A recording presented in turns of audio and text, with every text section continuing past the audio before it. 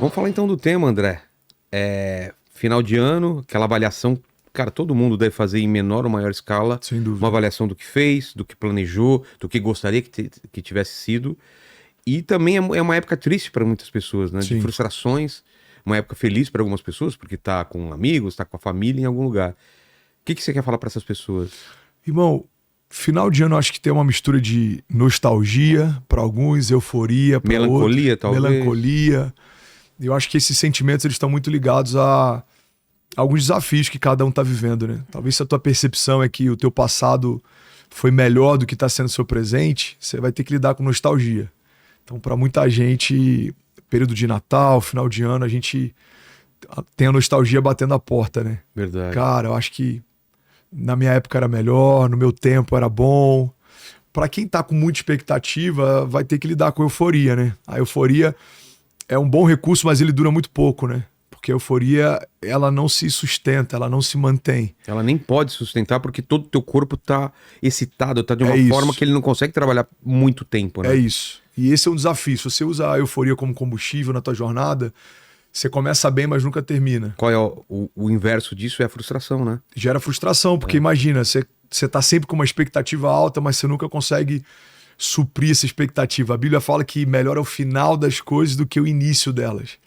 Então, o que a Bíblia está dizendo é que não é sobre começar bem, é sobre terminar bem. 2025 não é sobre você fazer uma lista de resoluções e tá com, né, expectativas altas, é sobre você terminar 2025 olhando para trás e falando, cara, eu vivi o maior romper da minha história, eu cresci talvez como nunca antes, eu consegui, enfim, atingir objetivos, viver meu propósito, eu acho que é sobre isso.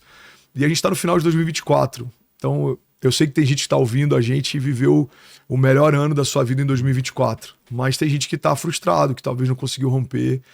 E eu acho que vale a pena a gente falar um pouco sobre isso, sobre como lidar com crises, sobre como se posicionar de uma forma diferente para esse novo ano, né? Vamos falar primeiro o que é uma crise, por que ela acontece na vida das pessoas? É por causa da expectativa alta ou é comum mesmo? A gente vai ter provação, a gente vai passar por dificuldade, não tem jeito, a vida é assim mesmo. A vida é feita de estações e toda estação ela é marcada por momentos que a gente está confortável e momentos que a gente perde a nossa orientação, nossa base de conforto. Foi assim com Moisés, foi assim com Daniel, foi assim com José, foi assim com Jesus e vai ser assim com a gente também. O que a gente precisa entender é que tem três tipos de tempestades. Eu lembro que eu falo sobre isso no meu primeiro livro, né? É. Inclusive eu trouxe um livro para te presentear, se chama Hoje é um Bom Dia para Ver Milagres. E eu juro que não foi nem ponte para fazer um mexão. Olha que legal. Aqui, ó, Hoje é um Bom Dia para Ver Milagres. É um devocional, são 365 dias para todo dia você passar um café de manhã e Poxa, eu vou usar muito, cara. vai te abençoar, tenho certeza, Pô, mano. obrigado, André. E no meu primeiro livro, Vilela, eu falo sobre três tipos de tempestades. As tempestades que a gente gera, crises que a gente não precisaria passar, gigantes que a gente não precisaria enfrentar, batalhas que a gente não precisaria ter entrado.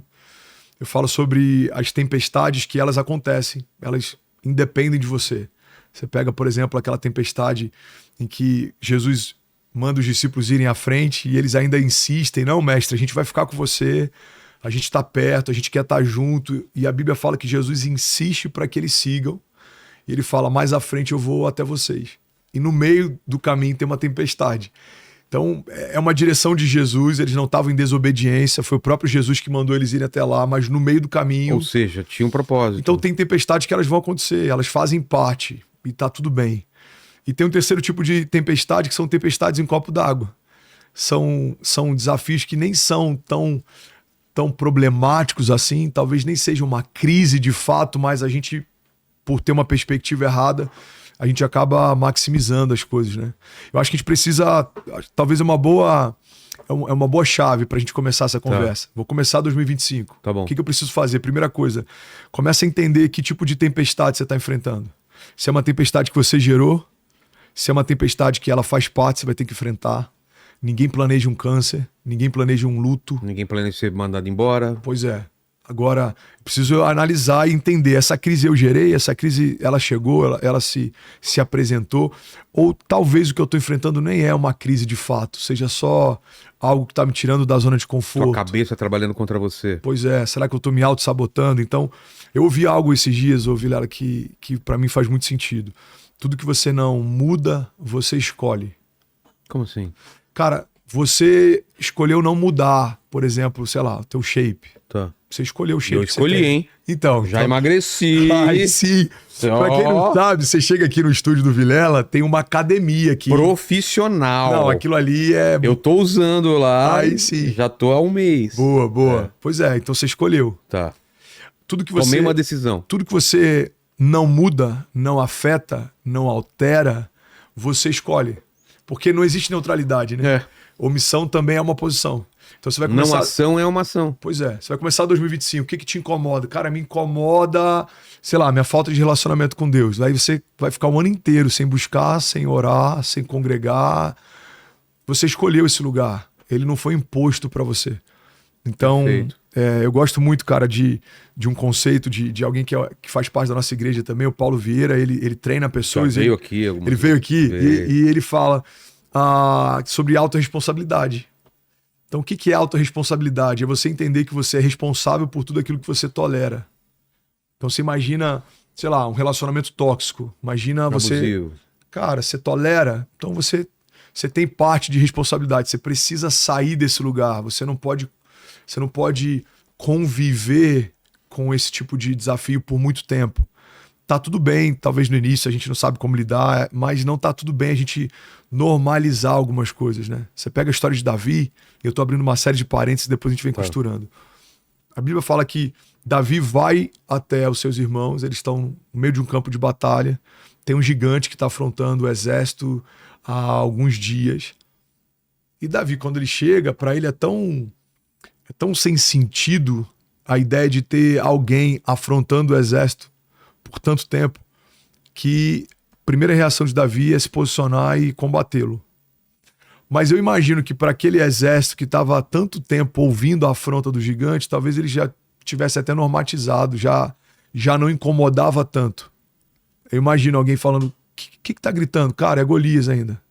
Ele não parou de gritar. Então, às vezes a gente vai domesticando alguns gigantes que a gente deveria enfrentá-los.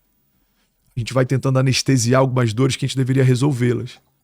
E é isso que a gente precisa deixar muito claro sobre, por exemplo, qual é o papel do evangelho. O papel do evangelho não é melhoria. O papel do evangelho é uma nova vida. Não é você ser alguém melhor do que você era. É morrer quem você era para nascer alguém que Deus sempre quis que você fosse. Isso é importante, né? Diferenciar. Não, é porque parece a mesma coisa, mas não é. O evangelho não propõe, por exemplo, uma moral um pouco melhor ou uma conduta um pouco melhor. O evangelho propõe um novo nascimento.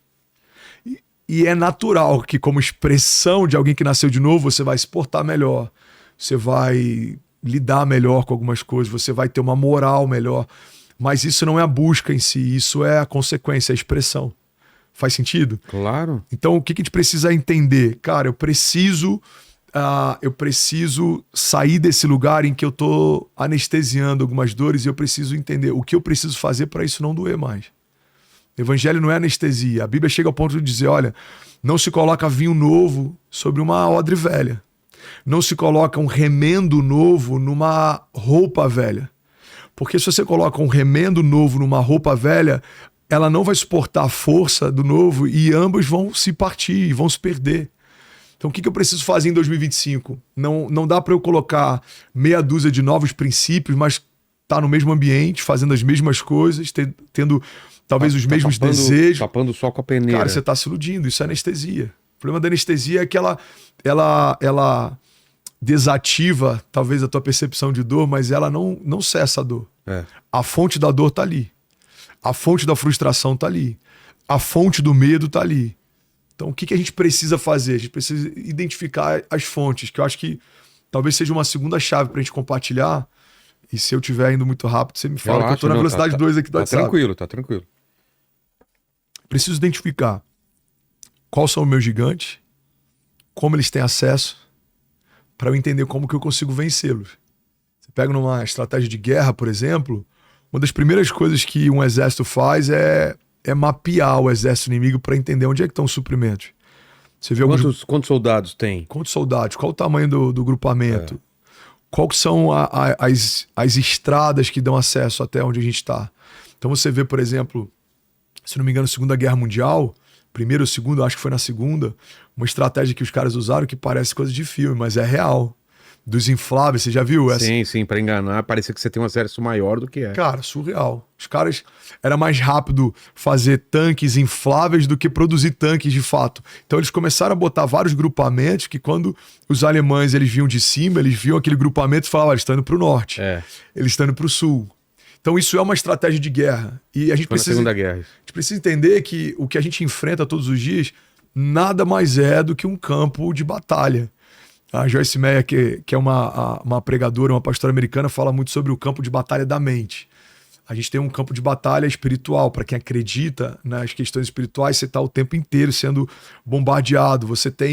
Hoje a gente tem um campo de batalha que é emocional, né? Cadeias emocionais. A gente tem que lidar com medo, com ansiedade, com frustrações. Então, o que eu preciso fazer? Você precisa mapear. O que gera dor em mim? O que me ofende? O que me frustra? O que gera desânimo? O que rouba a minha alegria? Primeira coisa é você mapear, você discernir. Para então você entender o que fere quem te fere. Cara, se o desânimo sempre acontece quando eu tô nesse ambiente, o que eu preciso fazer? Eu preciso sair desse lugar. E Vilela, a gente tá tão no modo automático que às vezes a gente não percebe coisas muito simples. Se você começar a ficar mais sensível, você vai perceber que tem um ambiente ou um tipo de conversa ou um tipo de relacionamento que você sempre sai pior do que quando você chega. Mas você vai perceber que o oposto também. Cara, toda vez que eu converso com aquele cara, eu saio melhor. Toda vez que eu vou nesse lugar, eu volto melhor. Toda vez que eu faço isso daqui, eu me sinto melhor. E aí você começa a mapear, porque é muito simples. Eu preciso ter menos no meu dia a dia daquilo que me faz mal e eu preciso ter mais no meu dia a dia daquilo que me faz bem. Parece simples, né? Pois é simples. Não é simples fazer isso, mas... A teoria é simples. Mas é básico. O que te faz bem se alimenta mais disso. O que te faz mal se alimenta cada vez menos disso. O que rouba da gente essa percepção? É o modo automático. O modo automático, por exemplo, faz a gente dirigir... E, claro, eu nunca faço isso, você nunca faz isso, mas talvez alguém que está assistindo, em algum momento você já deve ter aberto o teu WhatsApp enquanto dirigia, né? Talvez tenha acontecido em algum momento, não sei. É uma infração da lei, mas com certeza alguém já deve ter feito em algum momento. Você pega um WhatsApp e sem perceber você consegue dirigir, cara, por quadras, sem... Você passou por carros, você desviou de obstáculos, você fez uma série de coisas no modo automático. Viver no modo automático é exatamente isso. Você não percebe a alegria do que está acontecendo e você vai negligenciando também alguns dissabores, alguns problemas. Por quê? Porque você está correndo, cara. Você está correndo. E às vezes a gente está tão rápido que a gente não percebe que tem coisas que estão roubando a nossa alegria, tem coisas que estão roubando o nosso tempo, tem coisas que estão roubando a nossa santidade, tem coisas que estão roubando o nosso propósito e a gente não percebe. Eu acho que final e início de ano é um bom momento para a gente desacelerar e repensar muitas coisas, sabe? Eu acho que é um momento que muita gente tem folga, férias, é um momento que muita gente está introspectiva, é um momento que muita gente está fazendo resoluções de novo ano. Então, acho que faz sentido. Eu lembro porque o ano, todo mundo fala, pô, já é dezembro, já que tá acabando o ano, tem essa sensação cada vez maior, né? De que o tempo tá passando mais rápido. Sabe o que tá acontecendo, Vilela? Além da questão de ser uma promessa na palavra, né, de que o tempo seria remido, a gente aumentou a velocidade das tarefas, mas a gente não utilizou o tempo que sobrou disso para usufruir e deleitar. A gente utilizou o tempo que sobrou disso para empilhar mais tarefas. Então vou dar um exemplo. Antigamente você ligava para alguém num telefone fixo. Fulano tá aí? Acabou de sair. Ah, então pede para ele me retornar quando ele voltar. Beleza. Você esperava 4 horas esse cara voltar para aquele lugar. Ele, não, você me ligou. Ah, não, ele acabou de sair. Ah, então avisa pra ele que agora eu que retornei. Quando ele puder, ele me retorna. Hoje em dia você manda o WhatsApp em tempo real, você fala com qualquer... Eu falei esses dias com... Olha que louco. Eu falei esses dias com um amigo, não vou dar muitos detalhes pra também não expor. Um amigo, ele tava no meio de uma transmissão ao vivo na TV. Sei. E eu falei, cara, deixa eu mandar mensagem pra ele aqui, que quando ele puder ele me responde. Daqui a pouco ele me responde, mas ele tava... Ao vivo? Ele tava ao vivo. Então, entre uma fala e outra, ele respondendo, e aí, pastorzão, você tá bem? Não, beleza, amanhã eu tô lá. Mas por quê? Porque a gente consegue empilhar mais tarefas. A gente hoje performa mais, a gente entrega mais, a gente trabalha mais. Mas esse tempo que a gente conseguiu otimizar, a gente nem sempre tá utilizando pra gente. É. Pra quietude, solitude, tempo com a família, devocional, tempo com Deus, tempo com algo que te faz bem, qualidade de vida, enfim. E eu acho que talvez seja por isso que a gente tá tão doente em vários aspectos, emocionalmente. É um tempo de muita gente doente, né? E a tendência é aumentar, porque a gente é cada vez mais exigido. Você consegue, através de AI, por exemplo, sei lá, talvez ganhar o tempo que você gastava lendo e-mails, o tempo que sobra você não vai usar, cara, para meditação. Você não vai usar para tomar um café com calma, você vai usar para fazer mais alguma coisa.